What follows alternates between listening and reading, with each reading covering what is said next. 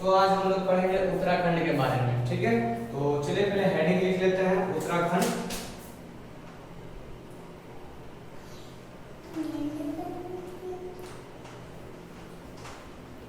मैंने लिख लिया उत्तराखंड, ठीक है, उत्तराखंड। अब हम लोग उत्तराखंड के मैप बनाएंगे, तो आप लोग भी बनाइएगा, रैंडम जैसा बना सकते हो, ठीक है।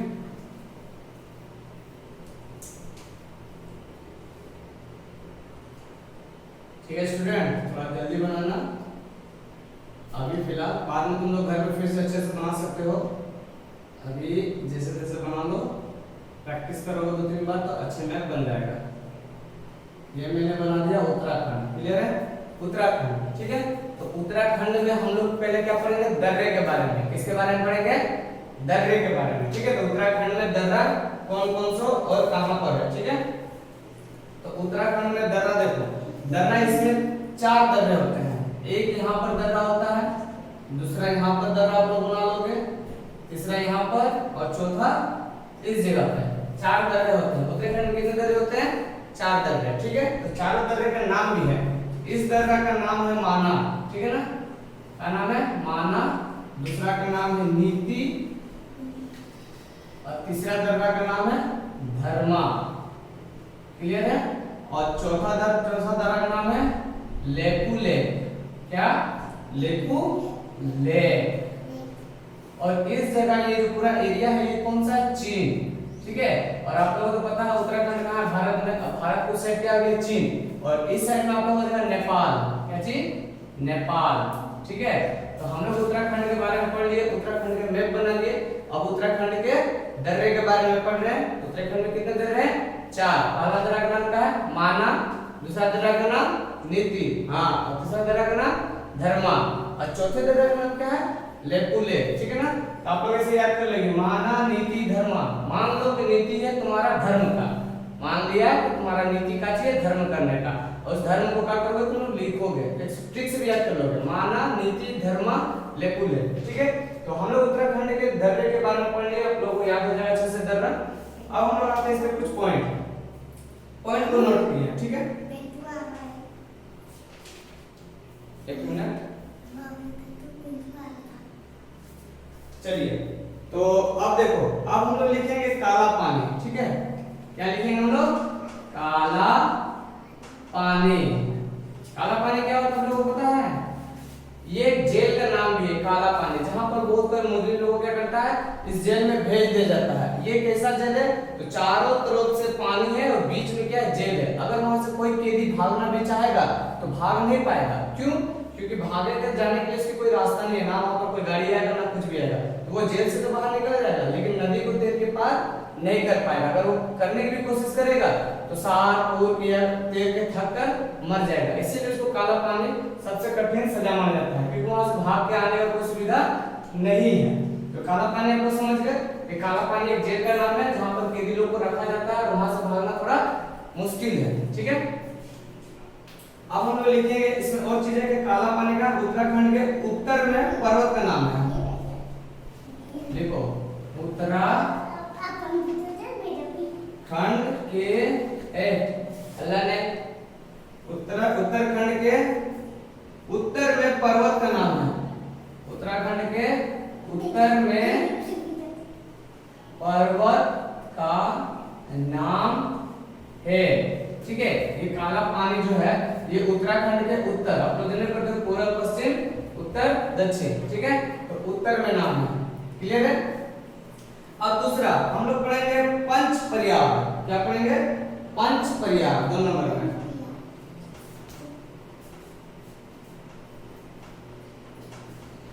पंच पर्याय, पंच पर्याय का मतलब होता है, पंच का मतलब होता है 5, ठीक है ना। पर्याय हो गया जो नदी कोई बह रहा है दूसरा आगे मिल जाए तो उसी को क्या बोलते हैं, पर्याय।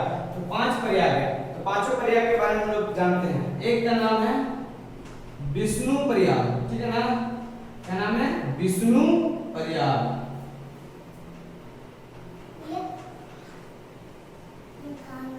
दूसरे पर्याय का नाम है कर्ण पर्याय, कर्ण पर्याय। तीसरे का नाम है रुद्र पर्याय, क्या नाम है, रुद्र पर्याय।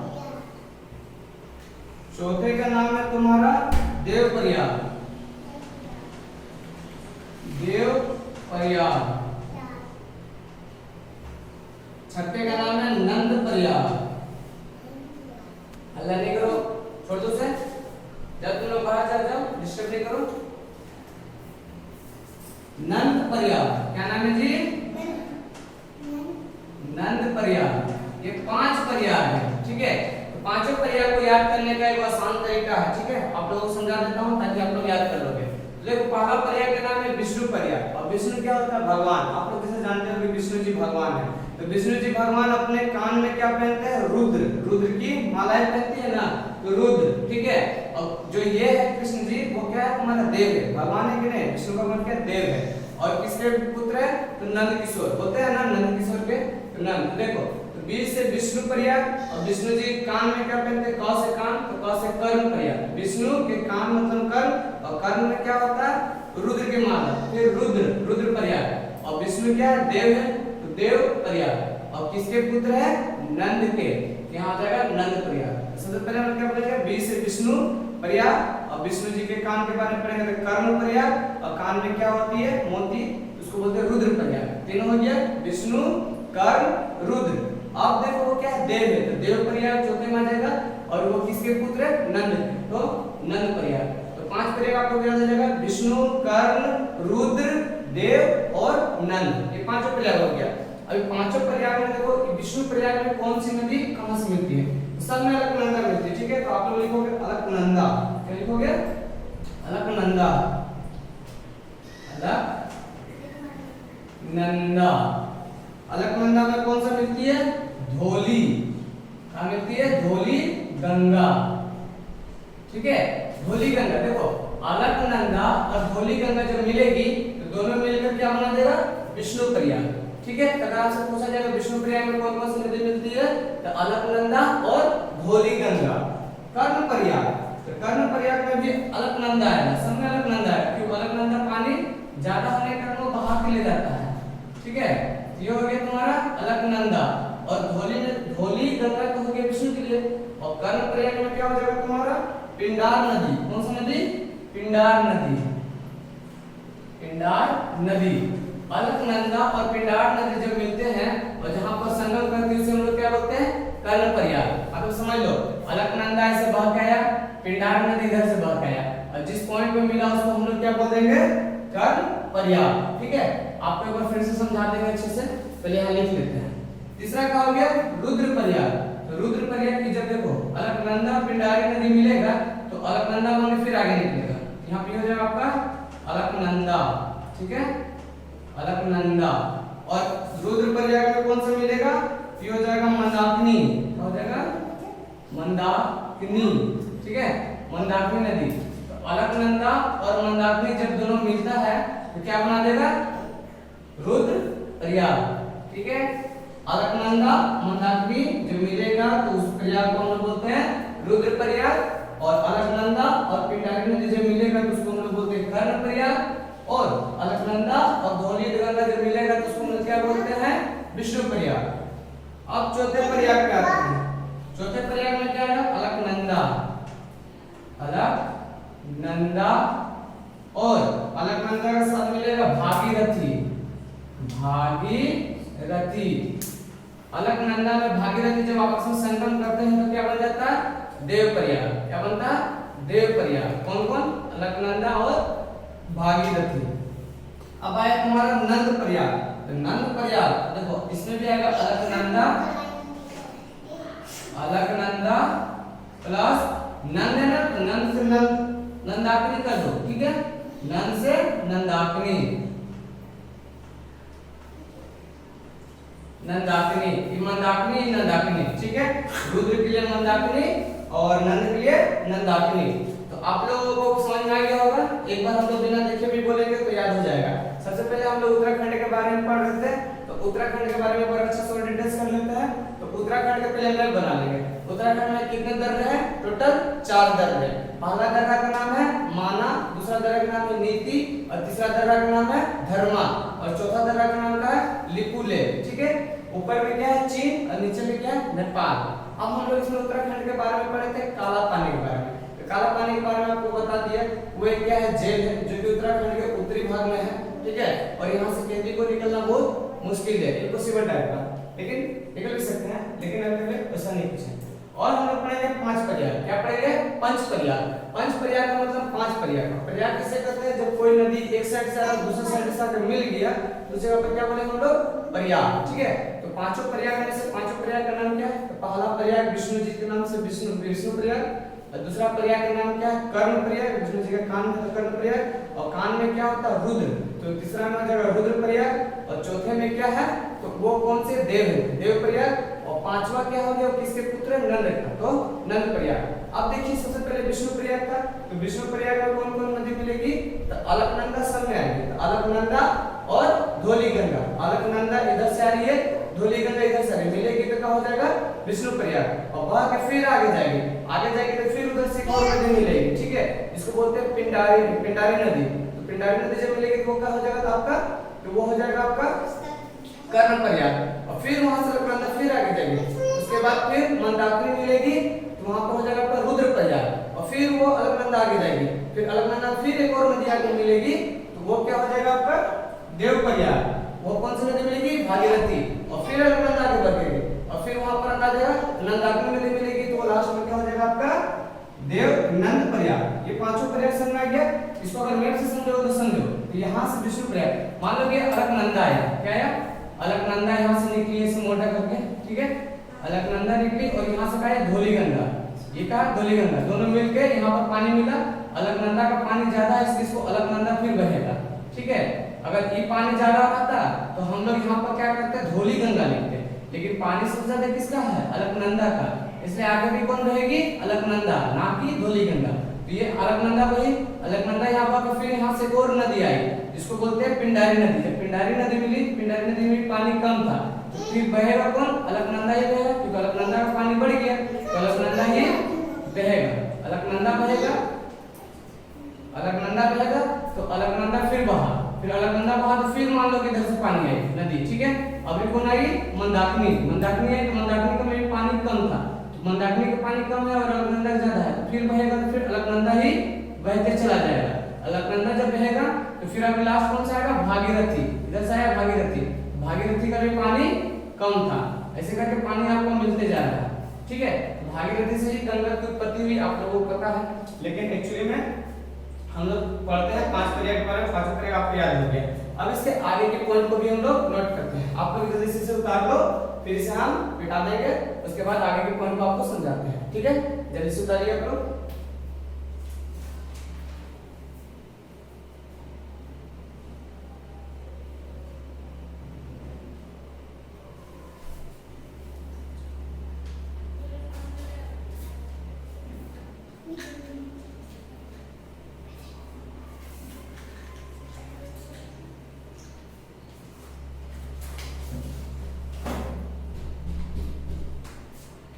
लिख लिए आप लोग? दादू? हाँ चलो ठीक है, जल्दी से आप लोग लिख लिए, अब मिटा देते हैं। काला पानी पढ़ा दिए, पांच पर्याय पढ़ा दिए, नदी के बारे में आप लोगों को समझा दिए। अब अगला पॉइंट लिखिएगा आप लोग। अभी जाओ उधर, वीडियो बना रहे ना, देखो बाकी भैया लोग पढ़ रहे हैं ना, तो डिस्टर्ब कर नहीं ना, आप लोग आगे डिस्टर्ब करने बैठो भैया लोग, सर ला नहीं करो, हाँ भैया को बैठो बोलो।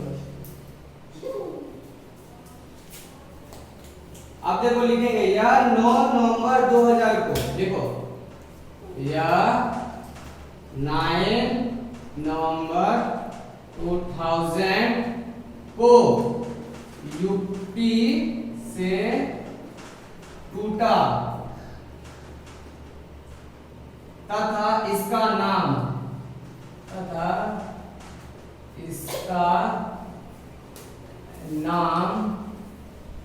उत्तरांचल था।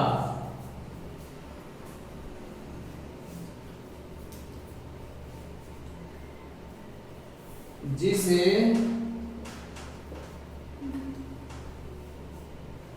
1 जनवरी 2007 को बदलकर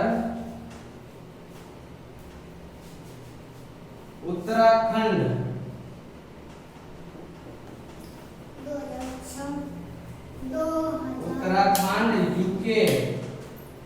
यूके कर दिया। उत्तराखंड यूके कर दिया गया। आप लोगों को पता था कि 9 नवंबर 2000 से पहले इसका नाम क्या था? उत्तरांचल। बहुत कोई आदमी आज भी पुराने जमाने के जो आदमी सब है उत्तराखंड को उत्तरांचल बोलते हैं। आप भी कभी भी सर्च करके देखोगे तो आपको उत्तराखंड की जगह उत्तरांचल देखने को मिलेगा। और ये कब का? 9 नवंबर 2000 को, ठीक है ना? टूट के अलग हो गया। जब उससे टूटा तब ये क्या बन गया? उत्तरांचल से क्या बन गया? उत्तराखंड। कब? इसे हम लोग 1 जनवरी 2007 को बदलकर उत्तराखंड कर दिए। मतलब उत्तराखंड मतलब यूके, ठीक है ना? उत्तराखंड पहाड़ी एरिया है, बहुत अच्छा जगह है। आप चाहें तो घूम भी सकते हैं, सलाह करेंगे, लेकिन अभी पढ़ लीजिए, आप लोग अच्छे से कमा लीजिए, उसके बाद आप घूमने के लिए जा सकते हैं। ये पॉइंट क्लियर हो गया। अगला पॉइंट लिखवाते हैं आप लोगों को।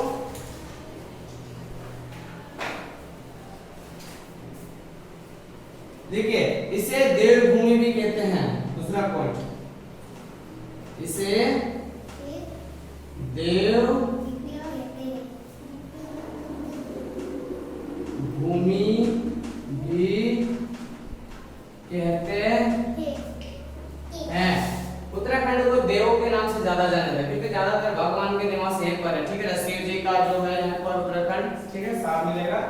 जो भी है जिसे देवभूमि के नाम से भी जाना जाता है। भगवान के यहाँ पर ज्यादा ही मंदिर सब है। आगे लिखो, इसकी 2 अंतरराष्ट्रीय सीमा है। इसकी 2 अंतरराष्ट्रीय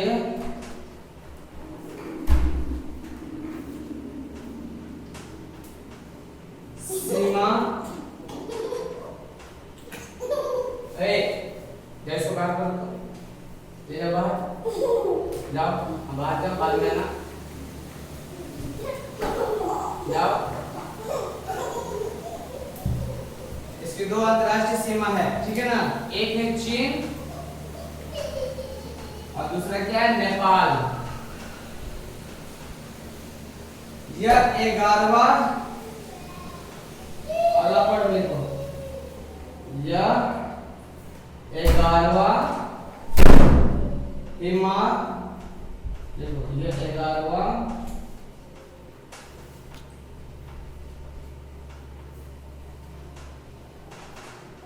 11वां हिमालय राज्य है। क्लियर है? आप लोग इसे नोट कर लो, ठीक है? समझ में आ गया?